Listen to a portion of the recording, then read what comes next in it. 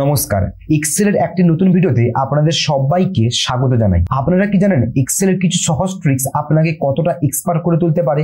আজকের সময় এক্সেল কতটা গুরুত্বপূর্ণ এটা কিন্তু আলাদাভাবে বলার মতন কিছুই নেই। আজকে আমি আপনাদের সাথে 3টি এক্সেলের অসাধারণ টিপস সম্পর্কে আলোচনা করব, যা আপনাকে কাজের জগতে অনেকটাই দক্ষ এবং দ্রুত করে তুলতে সাহায্য করবে। তো চলুন শুরু করা যায় একে একে। আমরা প্রথমে আলোচনা করব ডিপেন্ডেন্ট ড্রপ ডাউন লিস্ট সম্পর্কে। এবার dependent drop down list actually হয় কি? নর্মালি ড্রপ ডাউন লিস্ট কিন্তু তৈরি করতে আমরা প্রত্যেকেই কম বেশি জানি। ড্রপ ডাউন লিস্ট অ্যাকচুয়ালি হয় হচ্ছে আমরা কোনো তথ্যকে একটা লিস্ট ওয়াইজ এখানে শো করাতে পারি। ওটা হচ্ছে কি নর্মালি ড্রপ ডাউন লিস্ট। অনেকেই জানো অনেকেই জানো না, এটা আমি নর্মালি দেখিয়ে দিচ্ছি যে নর্মাল ড্রপ ডাউন লিস্ট কি হয় আর ডিপেন্ডেন্ট ড্রপ ডাউন লিস্টই বা কি হয়। যেমন আমি যদি চাই এখানে উত্তরপ্রদেশের যতগুলো অ্যাকচুয়ালি সিটি রয়েছে ওই সিটিগুলোকে এই জায়গাটাতে শো করব, তার জন্য আমি কি করতে পারি, এটাকে সিলেক্ট করলাম, দিয়ে যাবো আমরা ডেটা বলে যে মেনু বার রয়েছে দেখতে পাচ্ছ, এই যে ডেটা বলে মেনু বারটা, এই ডেটা বলে মেনু বারের মধ্যে যাব। সেখান থেকে একটা অপশন পাবো ডেটা ভ্যালিডেশন। দেখতে পাচ্ছ এখানে একটা অপশন রয়েছে ডেটা ভ্যালিডেশন। এই ডেটা ভ্যালিডেশনের উপরে ক্লিক করব। ডেটা ভ্যালিডেশনে ক্লিক করার পরে দেখো আমাদের সামনে একটা পপ আপ বক্স খুলে যাবে, অর্থাৎ ড্রপ ডাউন লিস্ট রেডি করার জন্য আমাদের প্রয়োজন ডেটা ভ্যালিডেশন। সেখান থেকে এখানে দেখো অপশন বলছে কি অ্যালাউ আমরা এখানে ক্লিক করব, দিয়ে নেব কি লিস্টে ক্লিক করার পর বলছে সোর্স, অর্থাৎ আমরা কোন লিস্টটাকে শো করাতে চাইছি, কোন তথ্যগুলোকে। তো আমরা বলবো যে আমাদের তথ্য রয়েছে এই জায়গাটায়। তো আমি তথ্যগুলোকে এখানে সিলেক্ট করে দিলাম, করার সঙ্গে সঙ্গে ওকে করবো। ওকে করার সঙ্গে সঙ্গে দেখো এখানে একটা ড্রপ ডাউন লিস্ট চলে এসছে ওই সমস্ত সিটিগুলোর। এবার এটাই হয় কি ড্রপ ডাউন লিস্ট। নর্মাল কোনো তথ্যকে একটা লিস্ট ওয়াইজ শো করার জন্য আমরা ব্যবহার করি কি ড্রপ ডাউন লিস্ট। এবার এটা দেখো নর্মাল ড্রপ ডাউন লিস্ট, কিন্তু actually dependent drop down list actually হয় কিভাবে? যেমন আমি যদি এই জায়গাটায় এখন দেখো এখানে উত্তরপ্রদেশের সমস্ত সিটিগুলো এই জায়গাটাতে শো করছে, কিন্তু যদি আমি এখন এই মুহূর্তে এখানে করে দিই উড়িষ্যা, তাহলে কিন্তু উড়িষ্যা রেকর্ড শো করবে। কিন্তু এখন অবধি দেখো সেই উত্তরপ্রদেশের রেকর্ডই শো করছে, সেই দেখো উত্তরপ্রদেশে দেখো কেরি কিষানগঞ্জ এগুলো কিন্তু শো করছে, উড়িষ্যার কিন্তু কোনো রেকর্ডস আসছে না। বা আমি যদি এখানে যদি ওয়েস্ট বেঙ্গল লিখি তাহলে আমাকে ওয়েস্ট বেঙ্গলের রেকর্ড শো করবে, কিন্তু এখানে দেখো সেম টু সেম উত্তরপ্রদেশের রেকর্ডসটাই শো করছে। এটাই হচ্ছে কি ড্রপ ডাউন লিস্ট, মানে ডিপেন্ডেন্ট ড্রপ ডাউন লিস্ট। মানে হচ্ছে আমি যে স্টেটের হেডিং এর নামগুলো দেব তখনই কি হবে, সেই স্টেটে যতগুলো সিটি রয়েছে ওই সিটিগুলো এই জায়গাটায় কিন্তু চলে আসবে। এবার এই ড্রপ ডাউন অর্থাৎ ডিপেন্ডেন্ট ড্রপ ডাউন লিস্টটাকে করবো কি করে? কারণ এই পাশে যে লিস্টটা খুলবে সেই লিস্টটা নির্ভর করছে কার উপর? এর উপর। অর্থাৎ এখানে হেডিং কি থাকছে, যদি ওয়েস্ট বেঙ্গল থাকে তাহলে ওয়েস্ট বেঙ্গলের সিটি দেখাবে, যদি উত্তরপ্রদেশ থাকে উত্তরপ্রদেশের, যদি উড়িষ্যা থাকে উড়িষ্যার, যদি ঝাড়খণ্ড থাকে ঝাড়খণ্ডের। এইভাবে প্রত্যেকটা সিটির নাম থাকলে ওই সমস্ত সিটি কিন্তু এখানে স্টেট বা অ্যাকচুয়ালি ডিস্ট্রিক্ট বা তুমি সিটিগুলোকে শো করাতে পারো। ওটাকে অ্যাকচুয়ালি করবো কি করে? তার জন্য আমরা প্রথমে এটাকে ডিলিট করে দিই এখান থেকে, অর্থাৎ এটা রিমুভ করে দিই। তার জন্য আমরা এখানে আসবো, এখান থেকে ডেটা ভ্যালিডেশনে এখান থেকে করে আমরা এনি ভ্যালু থেকে এটা ওকে করে দেবো, দিলে ড্রপ ডাউন লিস্ট এখানে সরে গেল। এবার এখানে ড্রপ ডাউন অর্থাৎ ডিপেন্ডেন্ট ড্রপ ডাউন লিস্টটাকে বানাবো কি করে? তার জন্য আমরা কি করবো, পুরো যে টেবিলটা রয়েছে না এই পুরো টেবিলটাকে এখানে সিলেক্ট করব। পুরো টেবিলটা অর্থাৎ যেখানে আমরা কাজ করতে এসেছি, অর্থাৎ আমাদের তো একটা মেন টেবিল থাকবে যেখানে আমাদের সম্পূর্ণ তথ্যগুলো সাজানো আছে, যেমন প্রত্যেকটা স্টেট ওয়াইজ ওদের সিটিগুলো সাজানো রয়েছে। আমরা সেই পুরো র ফাইলটাকে র টেবিলটাকে সিলেক্ট করব। সিলেক্ট করার পরে আমরা যাব কোথায়, ফর্মুলা ট্যাবের মধ্যে। দেখতে পাচ্ছ ফর্মুলা বলে যে মেনু বারটা রয়েছে এখানে যাবো। এখানে যাওয়ার পর তোমরা একটা অপশন পাবে, ডিফাইন্ড নেমের একটা সেকশন রয়েছে ডিফাইন্ড নেম। ওখানে আসার পর তোমরা একটা অপশন পাবে ক্রিয়েট ফ্রম সিলেকশন। এটা একটা শর্টকাট হচ্ছে কি control shift plus F3। Control shift plus F3 press করলেও কিন্তু এটা অন হবে। এছাড়াও তোমরা ফর্মুলা মেনু বারের মধ্যে ডিফাইন্ড নেমের মধ্যে গিয়ে ক্রিয়েট ফ্রম সিলেকশনে ক্লিক করতে পারো। ক্রিয়েট ফ্রম সিলেকশনে ক্লিক করার পর সঙ্গে সঙ্গে দেখো তোমাদের সামনে এরকম একটা অপশন খুলছে। এবার আমি এই যে সিলেকশনটা করতে চাইছি কার বেসিসে, এবার দেখো আমাদের কাছে এখানে কি বলছে টপ রো লেফট কলাম। আমি দেবো কি লেফট কলাম উঠিয়ে দেবো, টপ রো দেবো। কারণ আমরা যখন এখানটায় ওয়েস্ট বেঙ্গল লিখবো, ওয়েস্ট বেঙ্গল কোথায় আছে? টপে আছে, তাহলে সে কাজ করবে টপ রো ধরে। কারণ টপ রোতে যেটা থাকবে সেইটা এইখানটায় ম্যাচ করলে ওদের রেকর্ডস গুলো এই জায়গাটায় শো করবে। তার জন্য আমরা দেবো কি টপ রো ধরে কাজ করছি। যদি আমাদের এই রেকর্ডস গুলো এই সাইডে থাকতো, এই সাইডে, তাহলে আমরা দিতাম কি লেফট কলাম, এই পাশে থাকলে রাইট কলাম দিতাম। কিন্তু এখন আছে টপে, তো টপে আমরা হেডিং গুলোকে টপ রো দিলাম, ওকে করব। ওকে করার পর এগুলো ঠিকঠাক মতন করে কাজ হয়েছে কিনা তার জন্য দেখার জন্য আমরা যাব কি সেই ডিফাইন নেমের মধ্যে পাশে থেকে অপশন রয়েছে নেম ম্যানেজার অপশন রয়েছে। সরকার হচ্ছে কি কন্ট্রোল প্লাস F3 মারলে কিন্তু নেম ম্যানেজার খুলে যায়। নেম ম্যানেজারে তোমরা ক্লিক করবে। নেম ম্যানেজারে ক্লিক করার সঙ্গে সঙ্গে দেখো টপ রো ধরে দেখো এখানে চলে এসেছি। টপ রো ধরে দেখো আসাম, বিহার, গুজরাট টপ রো ধরে কিন্তু কাজগুলো সিলেকশন হয়ে গেছে। তাহলে ঠিক আছে, ক্লোজ করে দেবো। এবার এখানটা নিয়ে আসবো কি করে সেই ড্রপ ডাউন লিস্টটাকে। তার জন্য আমরা এখানে সিলেক্ট করবো, সিলেক্ট করার পর যাবো কোথায়, ডেটাতে। একইভাবে যাবো কোথায়, ডেটা ভ্যালিডেশন। ডেটা ভ্যালিডেশনে ক্লিক করলাম, সেখান থেকে আমরা যাব কি লিস্ট। এবার লিস্টে আসার পরে সোর্সে আমরা এখানে একটা সূত্র অ্যাপ্লাই করব। সূত্র হচ্ছে কি ইনডাইরেক্ট ফর্মুলা সমান চিহ্ন ইনডাইরেক্ট ফর্মুলা, ব্র্যাকেট ওপেন করব। ব্র্যাকেট ওপেন করার পরে এখানে আমাদের মাঝখানে রেঞ্জটা কি হবে, মাঝখানে রেঞ্জটা হবে এই যে পাশে থাকা তথ্যটা এইখানটায়।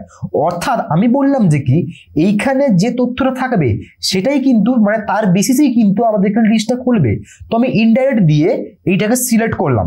সিলেক্ট করার পরে ব্র্যাকেটটা ক্লোজ করব এবং আমরা এখানে এন্টার করব। এন্টার করার সঙ্গে সঙ্গে এখানে একটা অপশন বলছে এবং আমরা এখানে ওকে করব। ওকে করার সঙ্গে সঙ্গে এখানে দেখো এখনো দেখো কোনো অপশন খুলছে না, অর্থাৎ লিস্ট তো খুলছে না। কিন্তু কেন খুলছে না, সমস্যা কি? সমস্যা এখানে একটা রয়েছে। সমস্যা হচ্ছে এই যে ওয়েস্ট বেঙ্গল লিখেছে না, ওয়েস্ট বেঙ্গলের মাঝখানে তো একটা স্পেস আছে, ওয়েস্ট এবং দেখো বেঙ্গল মাঝখানে একটা স্পেস আছে। ডিপেন্ডেন্ট ড্রপডাউন লিস্টে তুমি যার বেসিসে কাজ করবে ওটার মাঝখানে স্পেস থাকলে কিন্তু নেবে না।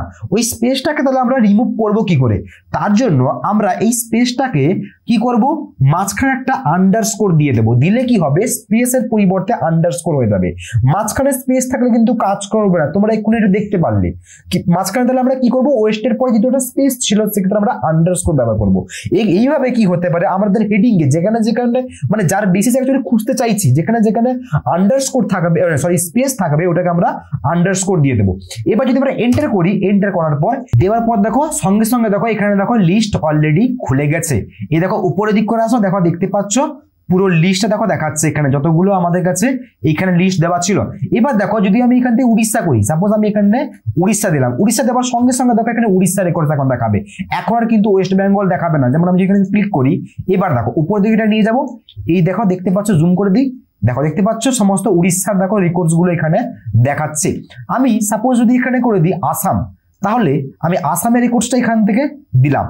এবার দেখো এখানে শুধুমাত্র আসামের রেকর্ড দেখো এখন দেখো দেখাচ্ছে। যদি আমি নিচ থেকে উপর দিক করে দেখো সমস্ত দেখো আসামের রেকর্ড দেখতে পাচ্ছ, দেখো বাক্সা দেওয়া আছে, এখানে দেখো বাক্সা দেওয়া আছে।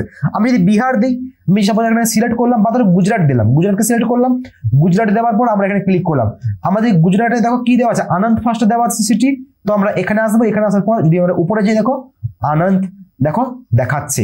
তাহলে এটাই ছিল কি ডিপেন্ডেন্ট ড্রপডাউন লিস্ট। অর্থাৎ আমি এখানটায় লিস্টটা যে রেডি করছি এটা কিন্তু কোনো স্পেসিফিক কারোর উপরে নয়, আমাদের যেভাবে হেডিং চেঞ্জ হবে সেভাবে কিন্তু আমাদের কাছে এখানে ড্রপডাউন লিস্টটা কিন্তু তৈরি হয়ে যাচ্ছে। এটাই হচ্ছে কি আমাদের কাছে ড্রপডাউন লিস্ট, অর্থাৎ ডিপেন্ডেন্ট ড্রপডাউন লিস্ট, কারোর উপর নির্ভর করে লিস্টটা রেডি হচ্ছে। এটাই ছিল আমাদের কাছে আজকে ফার্স্ট ট্রিক। এরপর আমরা সেকেন্ড পার্টে যাবো। সেকেন্ড পার্ট হচ্ছে আমাদের কাছে যখন আমরা ডেটা এন্ট্রি করব, সেই ডেটা এন্ট্রিটা কিভাবে আমরা একটা ফর্ম ওয়াইজ এন্ট্রি করব। আমরা জানি এক্সেল এর মধ্যে খুব ইম্পর্টেন্ট একটা টপিক হচ্ছে কি ডেটা এন্ট্রি।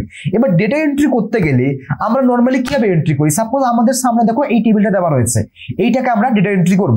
যেমন আমরা এখানে লিখবো কি ফার্স্ট নেম, আমরা এখান থেকে লিখলাম, ট্যাব কি করে পরে এলাম, জানা লিখলাম, মানে লাস্ট নেমটা এখান থেকে লিখলাম, এজ দেবো এখান থেকে ক্লাস লিখবো, এখান থেকে অ্যাড্রেস লিখবো, এখান থেকে পিন নাম্বার লিখবো। এইভাবে তো আমরা অ্যাকচুয়ালি ডেটা এন্ট্রি গুলো করে থাকি।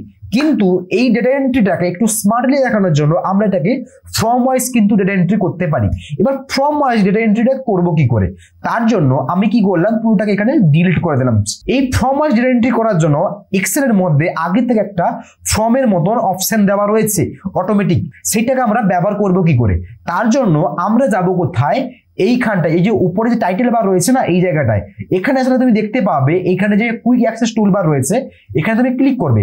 ক্লিক করার পর নিচের দিক করে অপশনে পাবে তুমি একটা মোর কমান্ডস বলে একটা অপশন পাবে। এই মোর কমান্ডসে ক্লিক করবে। মোর কমান্ডসে ক্লিক করার পর তোমরা এই যে উপরে দিকে অপশন দেখো choose commands from popular commands আছে, এখানে তোমরা ক্লিক করে দেবে কি অল কমান্ডস। অল কমান্ডস করে যাওয়ার পর একটু টাইম নেবে লোড নিতে, তারপরে দেখো এখানটায় অল কমান্ডস চলে এসছে। এখান থেকে তোমরা কি করবে, ফর্ম বলে একটা অপশন রয়েছে, ওই ফর্ম বলে অপশনটাকে আমাদের জাস্ট সিলেক্ট করে নিতে হবে। এবার ফর্ম বলে অপশন কিন্তু তোমরা এফ এর মধ্যে এখানে পেয়ে যাবে। আমি এখান থেকে খুঁজে নিই ফর্ম বলে অপশনটা, এফ চলে এসছে। এবার আমাকে এখান থেকে খুঁজতে হবে।